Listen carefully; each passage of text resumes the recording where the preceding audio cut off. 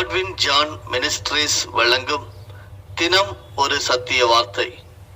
இந்த ஆடியோ நிகழ்ச்சிக்கு உங்களை அன்புடன் வரவேற்கிறோம்.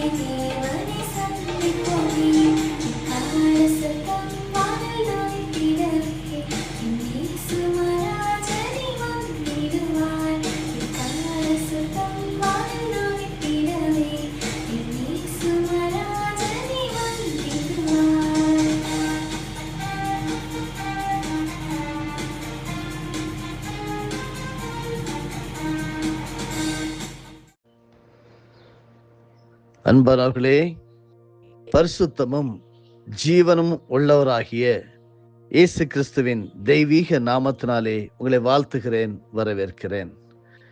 நம்முடைய கர்த்தராகிய கிறிஸ்து இயேசுவினாலும் கிருபையும் இரக்கமும் சமாதானமும் உண்டாவதாக.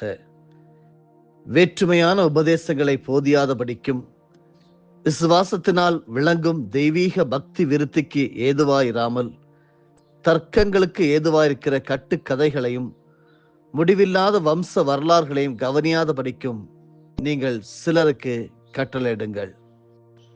ஜெபிப்போம். எங்களை பாதுகாத்து அரவணைத்து வருகிற எங்கள் நல்ல ஆண்டவரே, உம்மை நோக்கி கூப்பிடுகிறோம். நீர் எங்களோடு வந்து எங்களோடு இன்று பேசுகிறபடியால் நன்றி. எங்களுக்கு போதித்து தருகிறபடியால் நன்றி. இன்றைக்கு உம்முடைய பரிசுத்த வேதாகமத்தின் மூலமாக நாங்கள் கற்றுக்கொள்ளக்கூடிய சத்தியங்களை தெளிவாக கற்றுத்தாரும். நாங்கள் கற்றுக்கொண்டு அப்படியே வாழ உலகத்திற்கு எரிந்து கொண்டே இருக்க, ஆண்டவரே, அனலுள்ளவர்களாக இருக்க எங்களை அர்ப்பணிக்கிறோம். காத்துக்கொள்ளும். செய்தியை கேட்க வந்திருக்கிற ஒவ்வொரு பரிசுத்தவான்களையும் இயேசுவின் நாமத்தினால வரவேற்கிறேன். கர்த்தர் அவர்களை ஆசீர்வதித்து அவர்களை கொண்டு வந்தபடியால் நன்றி. நாங்கள் கேட்கிற சத்தியம் உம்முடைய ராஜ்யத்துக்கு மகிமையாக இருக்க உதவி செய்வீராக. இயேசு இரட்சகர் மூலமே செபிக்கிறேன், ஜீவனுள்ள நல்ல பிதாவே, ஆமீன். எப்பொழுதும் எரிந்து கொண்டே என்கிற தலைப்பிலே நேற்றைய தினத்திலே நாம் தியானிக்க துவங்கினோம். ரோமர் எழுதின நிருபம் 8வது அதிகாரம் வசனம் 26 சொல்லுகிறது, அந்தபடியே ஆவியானவரும் நமது பலவீனங்களில் நமக்கு உதவி செய்கிறார். நாம் ஏற்றபடி வேண்டிக் கொள்ள வேண்டியது என்னதென்று அறியாமல் இருக்கிறபடியால் ஆவியானவர் தாமே வாக்கு கடங்காத பெருமூச்சுகளோடு நமக்காக வேண்டுதல் செய்கிறார். பரிசுத்தவான்களே, நீங்கள் பெற்றிருக்கிற ஆவியானவர் உங்களுக்குள்ளே அக்னியா இருந்து இடைவிடாமல் ஜெபித்துக் கொண்டிருக்கிறார் என்கிறதை நீங்கள் நம்புகிறீர்களா? ஆகவே அந்த அக்கினி எப்பொழுதும் உங்களுக்குள் பற்றி எரிந்து கொண்டே இருக்க வேண்டும். லேவியராகமம் 6வது அதிகாரம் வசனம் 13 பலிபீடத்தின் மேல் அக்கினி எப்பொழுதும் எரிந்து கொண்டிருக்க வேண்டும் என்று எழுதப்பட்டிருக்கிறது. பலிபீடத்தின் அக்கினி பற்றி எரிந்து கொண்டிருக்க வேண்டுமானால் இந்த தூப வர்க்கமாகிய ஜெபம் கர்த்தருடைய சமூகத்தில் எவ்விதமாய் ஏறெடுக்கப்பட வேண்டும் என்று நேற்றைய தினத்திலே முதல் தலைப்பாக வெள்ளை போலம், அதாவது விண்ணப்பங்களோடு நாம் ஜெபிக்க வேண்டும் என்று கற்றுக் கொடுத்தோம். அதன் தொடர்ச்சியாக இன்றைக்கு குங்கிலியம் என்கிற தலைப்பிலே ஊக்கமான ஜெபம் நாம் எப்படி பண்ணுவது என்பதை நாம் கற்றுக்கொள்வோம்.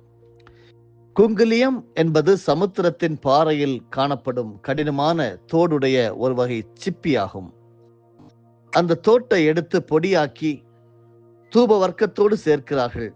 இது கடினமான ஜெபத்திற்கும் போராட்டமான மன்றாற்றுக்கும் அடையாளமாகும். பிசாசின் போராட்டங்களை எதிர்த்து ஜெபிக்கும் போது கடினமாக போராடியே ஆக வேண்டும். அந்தகார வல்லமைகளை முறித்தே ஆக வேண்டும். சத்துருவை மேற்கொண்டே ஆக வேண்டும். பாவத்திற்கு விரோதமாக எதிர்த்து நிற்பதில் இரத்தம் சிந்தத்தக்கதாக போராட வேண்டும் என்று எபிரேயர் 12:4 படிக்கிறோம். ஏனெனில் மாம்சத்தோடும் இரத்தத்தோடும் அல்ல, துரைத்தனங்களோடும் அதிகாரங்களோடும் இப்பிரபஞ்சத்தின் அந்தகார லோகாதிபதிகளோடும் வான மண்டலங்களில் உள்ள பொல்லாத ஆவிகளின் சேனைகளோடும் நமக்கு போராட்டம் உண்டு என்று எபேசியர் 6:12 எழுதப்பட்டிருக்கிறது. இந்த குங்குலியமான போராட்ட ஜபத்திற்கு ஒரு நல்ல உதாரணம் சொல்ல வேண்டுமானால் பரிசுத்த பைபிளிலே கொடுக்கப்பட்டிருக்கிற அது யாக்கோபின் ஜபமாகும். முழு இரவும் கர்த்தருடைய பாதங்களை பற்றி கொண்டு, நீர் என்னை ஆசீர்வதித்தால் ஒழிய உம்மை போக விடேன் என்று போராடி ஜெபித்தார் அல்லவா? ஆதியாகமம் 32:26 முதல் 28 வரையிலும் படிக்கிறோம். தேவனிடத்தில் ஆசீர்வாதங்களையும் வாக்கு தத்தங்களையும் கெஞ்சி அல்ல, பிச்சைக்காரர்களைப் போல அல்ல உரிமையோடு வாக்கு தத்தங்களை பற்றி கொண்டு விடாமல் ஜெபிக்க வேண்டும். கர்த்தரே தேவன் என்று நிரூபிக்கும்படி எலியா கருத்தாய் ஜெபம் பண்ணினார் என்று யாக்கோபு 5:17 படிக்கிறோம். அந்த ஜெபம் மகா வல்லமையுள்ளதாய் வானத்திலிருந்து அக்கினியை கொண்டு வந்தது. வேதம் முழுவதையும் வாசித்து பாருங்கள். எலியா ஊக்கமாய் ஜெபித்த ஒவ்வொரு ஜெபத்திற்கும் திட்டமான பதில் கிடைத்தது என்பதை நாம் அறியலாம். எதற்கெல்லாம் நீங்களும் நானும் போராடி ஜெபிக்க வேண்டும்? 1, விசுவாசத்திற்காக நாம் போராடி ஜெபிக்க வேண்டும். ஆதார வசனங்கள் பிலிப்பியர் 1:27, 2 தீமோத்தேயு 4:7, யூதா 1:3. இரண்டாவதாக பாவத்திற்காக எதிர்த்து போராட வேண்டும். ஆதார வசனங்கள் எபிரேயர் 12:4, ரோமர் 7:23. மூன்றாவதாக ஜெபங்களில் போராட வேண்டும். ஆதார வசனங்கள் ரோமர் 15:32, கொலோசேயர் 4:12. 4, சாத்தானை எதிர்த்து அந்தகார வல்லமைகளுக்கு விரோதமாக போராட வேண்டும்.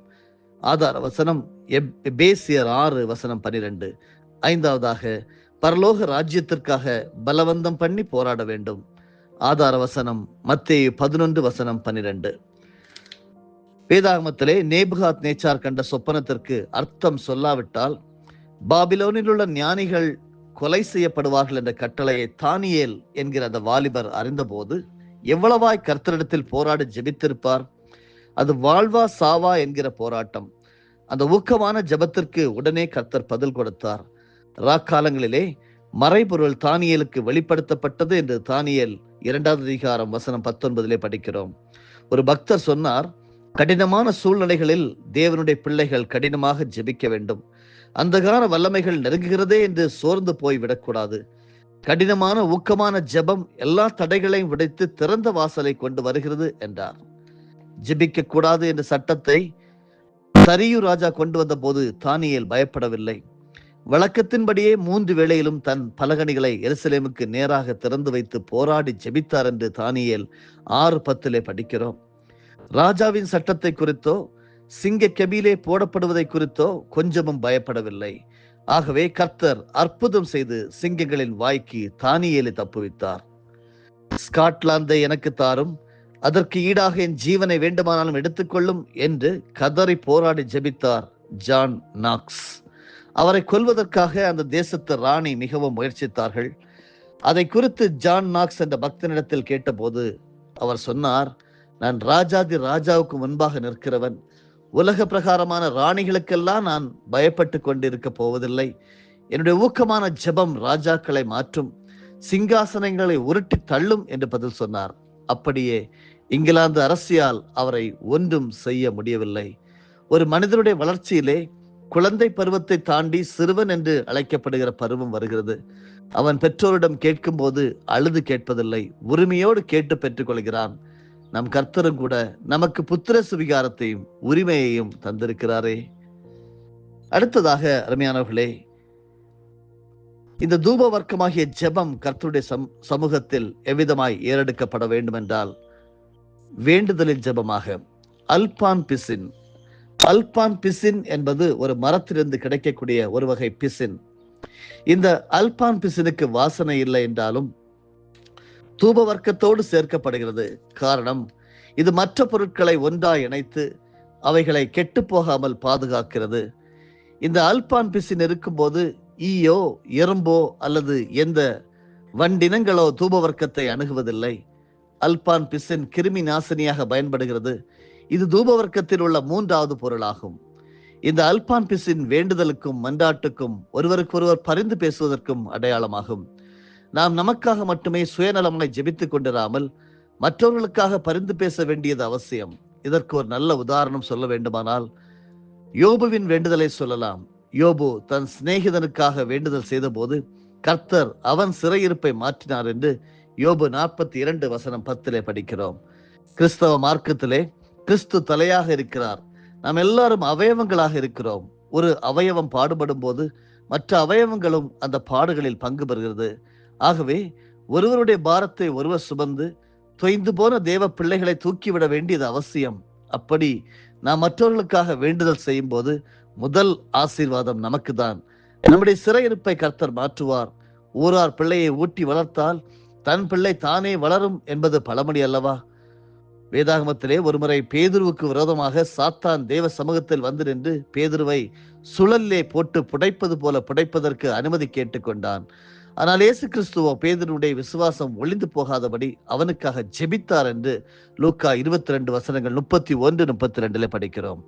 அவர் தன்னுடைய ஆத்மாவை மரணத்தில் ஊற்றி அக்கிரமக்காரர்களுக்காக வேண்டிக் கொண்டார் என்று ஏசாயா 53:12 எழுதப்பட்டிருக்கிறது. மட்டுமல்ல, நாம் தேற்றரவாளராகிய பரிசுத்த ஆவியை பெற்றுக்கொள்ள வேண்டும் என்று நமக்காகவும் வேண்டுதல் செய்தார் என்று யோவான் 14:16 படிக்கிறோம். நம்மை முற்றுமுடிய ரட்சிக்கும்படி இன்றைக்கும் நமக்காக வேண்டுதல் செய்து கொண்டே இருக்கிறார் என்று எபிரேயர் 7:25 படிக்கிறோம். ஒரு மரம் கனி கொடுக்காமல் நிலத்தை பாழாக்கி கொண்டிருக்கும் போது எஜமான் அந்த மரத்தை வெட்டி போட தீர்மானித்தான். ஆனால் தோட்டக்காரனோ அந்த மரத்திற்காக பரிதவித்து எஜமானிடம் வந்து, ஐயா, இந்த வருடமும் இருக்கட்டும், இதற்கு கொத்தி ஏறு போடுவேன், அது நிச்சயமாய் கனி கொடுக்கும் என்று அந்த மரத்திற்காக பரிந்து பேசினான். அவன் அப்படி பரிந்து பேசினதனால் அந்த மரம் அக்கினிக்கு தப்பினது. லூக்கா 13:6-9 படிக்கிறோம். அதுபோலதான் கிறிஸ்துவும் நமக்காக வேண்டுதல் செய்கிறார், மன்றாடுகிறார், பரிந்து பேசுகிறார். ஒருமுறை சாது சுந்தர் சிங்கும் அவருடைய நண்பரும் பனி படர்ந்த உயர்ந்த மலையிலிருந்து கீழே உள்ள கிராமத்திற்கு வேகமாய் வந்து கொண்டிருந்தார்கள். எங்கும் பனி கொட்டியிருந்தது. அப்பொழுது சாது சுந்தர் சிங் அந்த பனியில் ஒருவன் சிக்கி அரை உயிராக கிடப்பதை கண்டார். அவனுக்கு உதவி செய்து அவனை காப்பாற்ற விரும்பினார். ஆனால் அவருடைய நண்பனோ, நீ அவனை காப்பாற்றினால் நீயும் சேர்ந்து மரிப்பாய், நான் போகிறேன் என்று அவரை விட்டு போய்விட்டார். சாது சுந்தர் சிங் அந்த மனுஷனை தன்னுடைய தோளின் மேல் தூக்கி போட்டுக்கொண்டு கஷ்டப்பட்டு சுமந்து கொண்டு வந்தார். என்ன ஆச்சரியம்! இவர் மேல் உள்ள வெப்பம் அவனுக்குள் பாய்ந்து சென்று அவனை காப்பாற்றினது. பின் அவர் சாது சுந்தர் சிங்கை சுமந்தான். இருவர் சரீர வெப்பத்தால் ஒருவருக்கு ஒரு ஒத்தாசையாக இருந்து சுகமாக கீழே வந்து சேர்ந்தார்கள். ஆனால் சாது சுந்தர் சிங்கை விட்டு பிரிந்து போன நண்பனோ குளிர் தாங்க முடியாமல் பாதி வழியில் மரித்து கிடந்தான். ஆகவேதான் வேதம் சொல்லுகிறது, ஒண்டியா இருப்பதிலும் இருவர் கூடியிருப்பது நலம், அவர்களுடைய பிரயாசத்தினால் அவர்களுக்கு நல்ல பலன் உண்டாகும். ஒருவன் விழுந்தால் அவன் உடனாலே அவனை தூக்கி விடுவான். ஒண்டியா இருந்து விழுகிறவனுக்கு ஐயோ, அவனை தூக்கிவிட துணை இல்லையே என்று பிரசங்கி 4:9-10 படிக்கிறோம். ஆகவே ஒருவருக்கு ஒருவர் வேண்டுதல் செய்ய வேண்டும். ஒரு மனிதனுடைய வளர்ச்சியில் குழந்தை பருவம் தாண்டி சிறுவன் என்ற பருவம் தாண்டி வாலிப பருவத்திற்கு வரும்போது அவன் குடும்பத்திற்காக கஷ்டப்பட்டு உழைக்கிறான். பணம் சம்பாதித்து தன் பெற்றோருக்கும் தம்பி தங்கைமாருக்கும் உதவி செய்கிறான். மற்றவர்களுக்காக வாழ்வதும் மற்றவர்களுக்கு உதவியாக ஒத்தாசையாக இருப்பதும் வேண்டுதலுக்கு அடையாளமாக இருக்கிறது. தேவனுடைய பிள்ளைகளே, உங்களுடைய வேண்டுதலின் ஜெபம் உங்கள் தேசத்திற்கும் உங்கள் சபைக்கும் உங்கள் குடும்பத்திற்கும் பெரிய நன்மைகளை கொண்டு வரும். 4வதாக, கடைசியாக, ஸ்தோத்திரங்கள். சாம்பிராணி என்பதும் ஒரு மரத்திலிருந்து வடியும் பிசினாகும். இதை நெருப்பில் போட்டவுடனே சுகந்த வாசனையுள்ள புகை எழும்புகிறது, உள்ளத்தை மகிழ்விக்கிறது. இன்றைக்கும் குழந்தைகளுக்கு சாம்பிராணி புகை போட்டு சுத்திகரிப்பார்கள். குழந்தையின் மேல் இனிய மனம் கமலம். இன்றைக்கும் கூட அநேக கடைகளை திறக்கும் போது சாம்பிராணி புகையிட்டு அங்குள்ள அசுத்த வாசனை விரட்டி அடிப்பார்கள், நறுமணம் கமல செய்வார்கள். மற்ற மார்க்கங்களில் சாம்பிராணி புகையை தங்கள் தெய்வத்திற்கும் கொண்டு வருவது ஒரு ஆராதனையாக விளங்குகிறது. இந்த சாம்பிராணியானது ஸ்தோத்திரத்திற்கும் துதிக்கும் ஆராதனைக்கும் அடையாளமாய் இருக்கிறது. இதுவே ஜெபத்தில் உள்ள சிறந்த பகுதியாகும். ஆண்டவருக்கு நன்றி செலுத்தி அவரை துதித்து ஸ்தோத்திரத்தை மகிமைப்படுத்துவதாகவும். கர்த்தர் நம்மை சிருஷ்டித்ததின் நோக்கம் நாம் அவரை மகிமைப்படுத்துவதற்காக தான். உங்களை பார்க்கும் போதெல்லாம் கர்த்தருக்கு ஒரு எதிர்பார்ப்பு உண்டு. இந்த ஜனத்தை எனக்கென்று ஏற்படுத்தினேன், இவர்கள் என் துதியை சொல்லி வருவார்கள் என்று ஏசாயா 43:21 சொல்கிறது. அன்பானவர்களே, துதியின் ஸ்தோத்திரத்தில் வல்லமை இருக்கிறது. துதித்து பழக்கப்பட்டவர்கள் கர்த்தரை துதித்தே எல்லாவற்றையும் பெற்றுக்கொள்வார்கள். துதிக்க ஆரம்பித்து விட்டால் எரிகோ மதில்கள் நொறுங்கி விழும். யோசுவா 6:20 படிக்கிறோம். துதிக்க ஆரம்பித்து விட்டால் எதிராளிகள் வெட்டுண்டு விழுவார்கள். 2 நாளாகவும் 21-22 படிக்கிறோம். சிறைச்சாலையிலே பவுலும் சீலாவும் துதித்து பாடிய போது பூமி அதிர்ந்தது, சிறை கதவுகள் திறவுண்டது, கட்டுகள் கலந்து போயிற்று. அப்போஸ்தலர் 16:25-26 படிக்கிறோம். கேட்டுக்கொண்டிருக்கின்ற அருமையான தேவ பிள்ளைகளே, நீங்கள் ஜெப வீரராய் மாற வேண்டும் என்பதே கர்த்தருடைய சித்தமாயிருக்கிறது. உங்களுடைய ஜெபத்தில் விண்ணப்பம் இருக்கட்டும், ஊக்கமான ஜெபம் இருக்கட்டும், வேண்டுதல் இருக்கட்டும், மட்டுமல்ல துதியும் ஸ்தோத்திரமும் இருக்கட்டும். கர்த்தர் அப்படிப்பட்ட ஜெப ஆவியினால் உங்களை தினமும் நிரப்புவாராக. எரிந்து கொண்டே இருங்கள். தேவனுடைய ராஜ்யத்திற்கு சாட்சியாகுங்கள். ஆமேன். பரலோகத்தின் நல்ல தகப்பனே, நாங்கள் எப்பொழுதும் எரிகிற அக்கினியை போல அனல் உள்ளவர்களாக எரிந்து கொண்டே இருக்க வேண்டும் என்று சொல்லி 2 நாட்களாக கற்றுத்தந்தீர். உமக்கு ஸ்தோத்திரம். ஆண்டவரே, எங்களுடைய ஜெபத்திலே விண்ணப்பம் இருக்க வேண்டும், ஊக்கமான ஜெபம் இருக்க வேண்டும், வேண்டுதல் இருக்க வேண்டும், துதியும் ஸ்தோத்திரம் இருக்க வேண்டும் என்று கற்றுக்கொண்டோம். அப்படியே வாழ உதவி செய்வீராக. அப்படிப்பட்ட ஜெப ஆவினால் எங்கள் ஒவ்வொருவரையும் நிரப்பீராக. நாங்கள் வாழ்ந்து உம்மை மகிமைப்படுத்த உதவி செய்யும். இயேசு இரட்சகர் மூலமே ஜெபிக்கிறோம் ஜீவனுள்ள தந்தையே, ஆமீன். என் ஆத்துமாவே கர்த்தரை ஸ்தோத்தரி, என் முழு உள்ளமே அவருடைய பரிசுத்த நாமத்தை ஸ்தோத்தரி. என் ஆத்துமாவே கர்த்தரை ஸ்தோத்தரி, கர்த்தர் செய்த சகல உபகாரங்களையும் மறவாதே. ஆமேன்.